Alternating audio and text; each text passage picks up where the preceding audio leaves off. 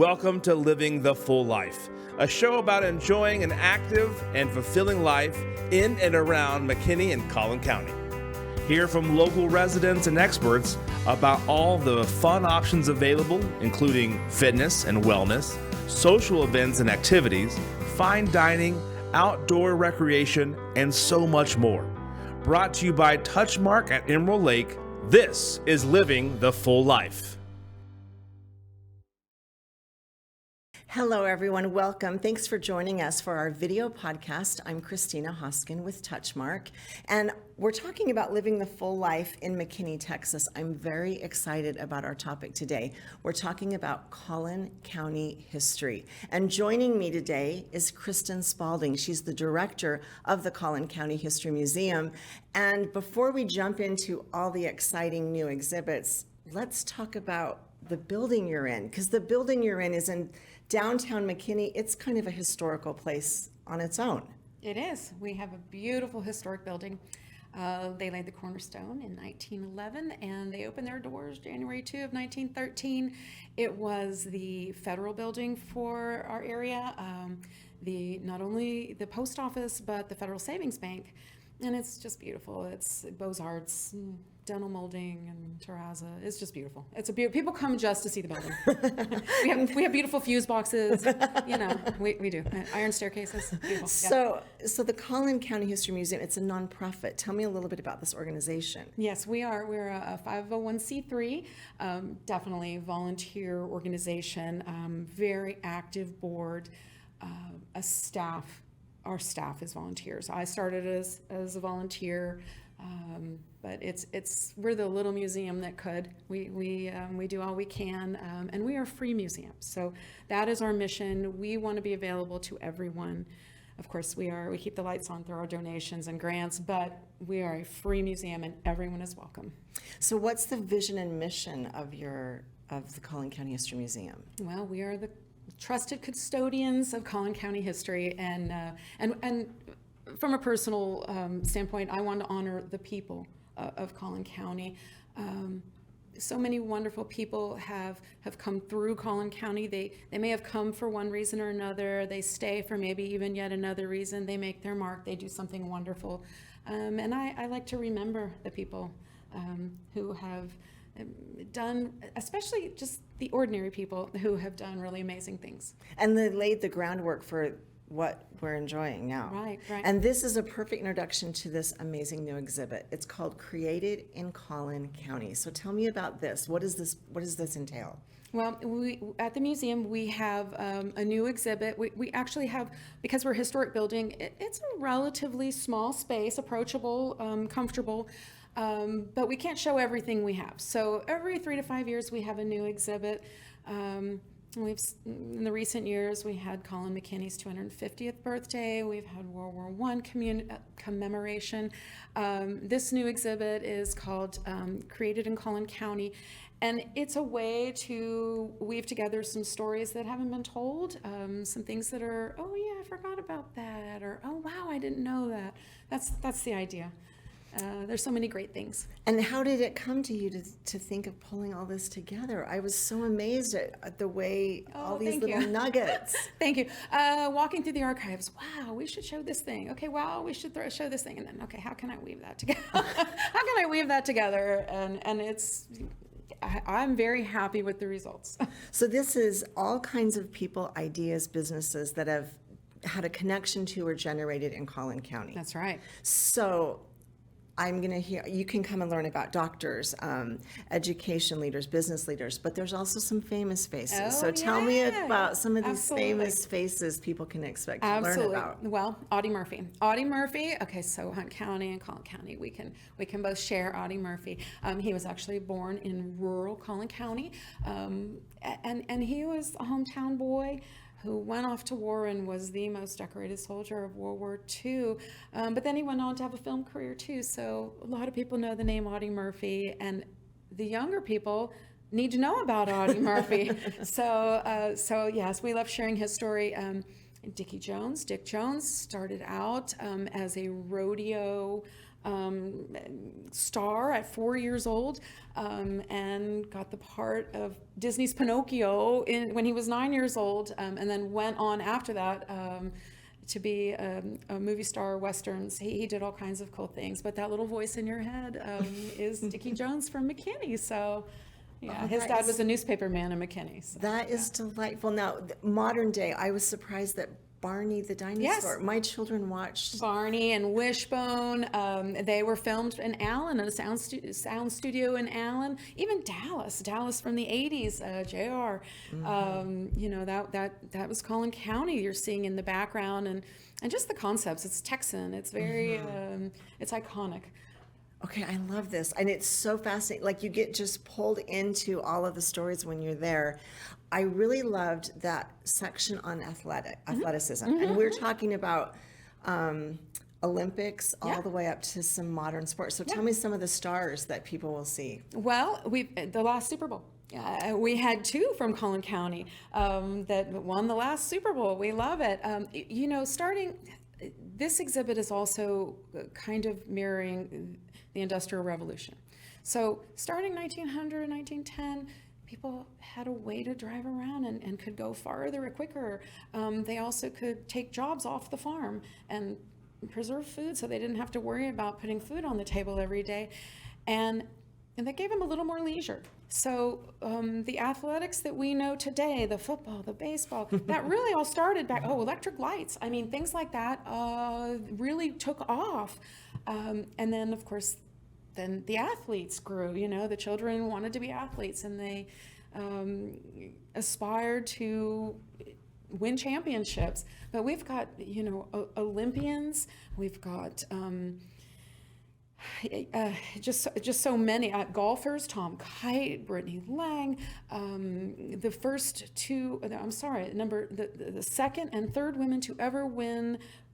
American women to ever win the all-around Olympics. Carly Patterson, Nastia Lukin, they trained in Plano. Amazing. So this is Collin County, so That's right. we can pretty much touch onto every sport through Collin County. So. Part of the history I loved was when you told me about how ice and how being able to have ice changed everything. Yeah. Tell me a little bit about that. Yeah, so people came to Collin County area 1840s.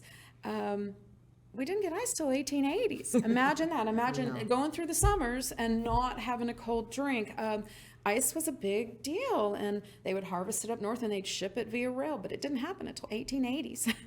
And then sooner or later we were able to produce our own. And that story in and of itself is fascinating, I think. Of course, the first place to get ice, you can imagine, a saloon, but that's okay, right? You know, we tell the story of the saloons too. That's right. Right? We had historic saloons, yeah. So we also voted for prohibition in 1902. But we have the saloons. That's right. We've lived a full life in Collin County, right? That's right. Yeah. I was so impressed with some of the progressive ideas for maybe education or medicine that really took place and started right in Collin County. What are some of those that are your favorite stories to tell? Well, and these, honestly, those are the stories that kind of started the whole thing for me. I wanted to tell these stories that we haven't, that haven't made the other exhibits so far. The very first bilingual school in the U.S. Was developed by Marie Louisa Vega, and she started with her husband coming to Collin County, doing mission work with the migrant workers, and she developed the very first model of a bilingual school when she noticed that the kids weren't speaking enough English to be educated in the regular schools, but also weren't learning the academics in Spanish at home. So she put that together and figured out you got to teach both. And then she went on to the collegiate level, the universities, and developed the program further and won big awards nationally. But she's one of my favorite stories from Collin County. Brigadier General Darnall was able to understand that chlorinating the water took care of typhus. And to this day, in municipal water plants, they use the same technology that he developed so long ago. There's just so many big ideas that we have a little part of. It's just amazing. Yeah. One that is a little more modern was Mr. Ross Perot. Yeah. And his impact Yeah. on Collin County. Yeah, Legacy Business Park was a lot of acres. Right. 3,000 some odd acres, and there was nothing there. And he saw this plan where he could move his company there, and then, well, we could get some other big corporations there. We could get some corporate headquarters here. And now there is this amazing group of businesses that have brought all kinds of business leaders and their families and their workers and all the people that work for them to the Collin County area, increase the population. I mean, it's almost Quite a bit. It's almost hard to even like figure out how to measure the impact of what he's done. That's true. Because you That's think true. about the population, the tax true. base. I mean, it's incredible to me. And the that- ideas, and all the ideas that, right, that are being developed still. I mean, Yes. yeah. All the brain Yeah. power. Right. Oh my gosh, I'm loving it. Okay, we're going to take a quick break. Okay. But when we come back, I want to talk about the railroad, because there was a lot of changes that happened when the railroad came through. And I want to talk a little bit about another project that was near and dear to your heart, the Veteran Cemetery.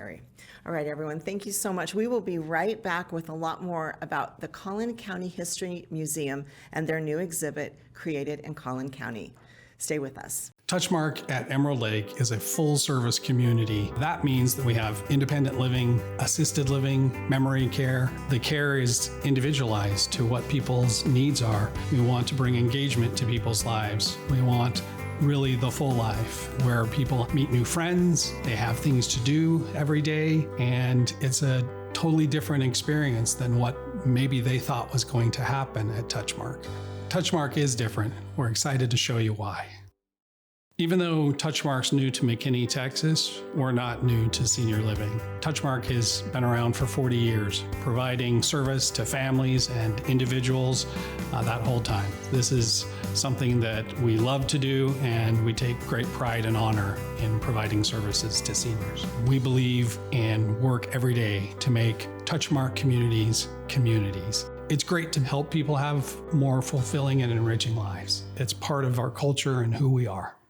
Hi, everyone. Welcome back. It's been a great podcast so far. We're talking to Kristen Spalding. She is the director of the Collin County History Museum, and she's really a history aficionado, to tell you the truth. I cannot even pick enough of her brain to get all the stories out of there. But one of them that she shared with me, and I would love for you to explain, is how the railroad changed northern Texas in a way that was really surprising to me. Yeah, absolutely. And I would even say more than the railroad. I would just say transportation in general. At one time, McKinney was bigger and more important than Dallas. That's no what less. blows my mind. Right? So the railroad everything was created in Collin County, right? Goes back to our theme. Created opportunities for distribution. So businesses had a place to sell the things that they could create in Collin County or farm in Collin County. Of course, that brought the businesses as well. We also had passenger service starting then. But then there's the interurban, and that allowed people to go from city to city and work where they were most efficient. And then you have automobiles. And then people could go where and when they wanted to. But all of these things created not only business opportunities, but also a hospitality environment in Collin County, hotels and restaurants and even services. You have to take care of all these people that are coming in. And it really was the thing that grew Collin County into what it is today. Interesting. It's interesting to think of how different that would have been if Dallas hadn't then become such a huge metroplex. And I would argue that transportation grew Dallas as well. Right. Right? Yeah. Right. And it had McKinney and Collin County had continued and surpassed it. Your brain says that. How does that work? Well, and interesting, people came to Collin County to farm. They thought they were going to be farmers, and little did they know that the technology was going to take them in a different direction, and they grew with it. It's really interesting. Okay, one of the things I love about the museum is the way you've put together kind of a multimedia experience. Yeah. So tell us what people can expect when they come to your little Collin County History Museum. Well, again, we're a free museum, so we have people who come in, we just saw you, we're going to stop in for a minute, and we have people who make a destination of it. But either way, there's a lot to see, and we're free, so you can come however often you like. But there's something for everyone and all ages. We have artifacts and stories you can just read, walk, and walk around the museum and experience it that way. But then we also have iPads that we lend you while you're at the museum. And on the iPads, we have a program where you can find out a little deeper about the things you're seeing. And maybe, you're interested in this one. Oh, I really want to see that one. And it lets you customize your visit to what you're interested in. I thought that was amazing. I loved how you linked videos from the National Archives. So the kiddos like the videos, and it gives them some. And also, say you are the reader, and then say you have a grandchild who is the technology person, and oh, hey, look at this, and it works again, there's something for everyone, but the kids in particular really like the videos, and then they'll read. So it's a little sneaky too, but it was amazing. You showed me the video of just the mail service from the early 1900s. Something so simple. Something I'd never seen before, but it's just so amazing to watch a horse-drawn carriage and the mailmen lean out, and just an amazing little snippet of video. I love this exhibit. I loved going to it. And I am really impressed with the amount of artifacts and little nuggets and things. And these have come to you through donations or through? Yes, everything we have has been donated to us, and we are grateful for. And I'll tell you the other thing I really love about the museum, and people come to see the museum, but they also come and they tell me their stories. And I love that too. I love, yes, we have stories, but I learn something every day. And I just love talking to the people that know things that I don't, and share that with me. I love it. I love it. Now, there was another project that you also loved that just wrapped not long ago. Yes. And ongoing, honestly. I just have to take a break because I have to do other ththings. But yes. Tell me a little bit about this amazing project that you took on and how you got there. Right. So I came in as a volunteer 7 years ago. That seems crazy long ago. And I love genealogy work. I love people. I love the stories of people. And it was the World War I exhibit. We were commemorating World War I, and I found that one of our veterans died in service in France and had an unmarked grave. Oh. And I could not have fathomed that. So the VA provides headstones, but you have a lot of paperwork. So he is buried in the historic Black Cemetery of McKinney. And then that was, wow, that's cool too. Big cleanup there. There's a big restoration there that would happen to be going on at the same time. So I gathered all the young people I could find, and we helped inventory that cemetery. And then I started working on getting grave markers for veterans that had unmarked graves. And I started with one, and then I got the group of honor students, and I taught them how to research, and it was just wonderful. And I think we've gotten 7, 8 by now, and there's still probably that many to go. Now that I'm director, I have responsibilities. But anyway, so I will get back to that project and continue a lot of work. You have to not only improve military service, but find family. Right. But there's probably a lot. It's so gratifying. It's the right thing to do. And I agree. And there's a lot of steps to get that. Yeah. But there is a portion of the museum that you have that's really beautiful and moving, that has stories of I took my veterans. project, and I took over. We have a veteran section of the museum where we rotate which veterans we honor, and there's so many. We constantly have veterans that we want to honor there. And right now that story is there from the Ross Cemetery, and there's videos. It's all the projects that I've done in the last 5 years. It's my heart that I love that project. It's very moving to see the imagery of these soldiers and veterans and hear these stories and see little things that they might have had with them, like things in their kid or things. It's very, very powerful. And what a wonderful way to honor these men who've served. I bet that was keeping their memory alive. Just having a headstone where they lived, they served, and they deserve to be recognized. That's what I think anyway. And as you tracked down family, what was the response? Did you? Oh, they well, okay. So the young man that died, didn't live long enough to have a family of his own. So after his siblings passed and his parents passed, who's going to remember this young man? And traditionally, that cemetery would have been covered in wood crosses, but they don't last that long. So it's not that he was neglected or anything. It's just that at this point, the cemetery was needing more. And it's a beautiful cemetery, just beautiful. I'm really glad that I got the opportunity to. And it must have been rewarding. It is. It That still must have is. felt good. It still is, and there's more work to do. I'm Okay. nowhere close to. Yeah, I think we found at least 1,200 names of people we know are buried there. There's only 400 markers, 425, Wow. something like that. Yeah. So there's and that, There's a lot the to- veterans are what I really latched onto. 60, 70 veterans total, but anyway, that it's just because of the traditions, didn't get replenished. Those red crosses didn't get replenished. But anyway, I'm glad to be able to contribute that.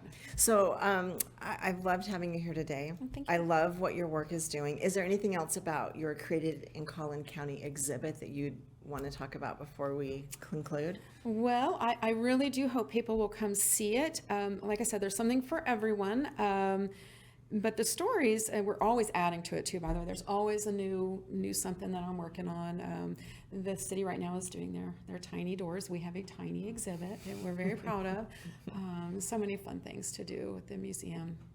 Excellent. And is it ready? You said before it was a soft open. We're in soft opening so right now. 99%? We have we're like 85, but the physical part of the exhibit's done, but there's no limit to the digital part of the exhibit. Oh, I bet. And I will add to it daily. Somebody will walk in with a picture. I'm like, go in it. I've got it added in almost immediately. That's a really good point. So even though the building has a small footprint, Yeah. the digital That's opens right. it to be That's right.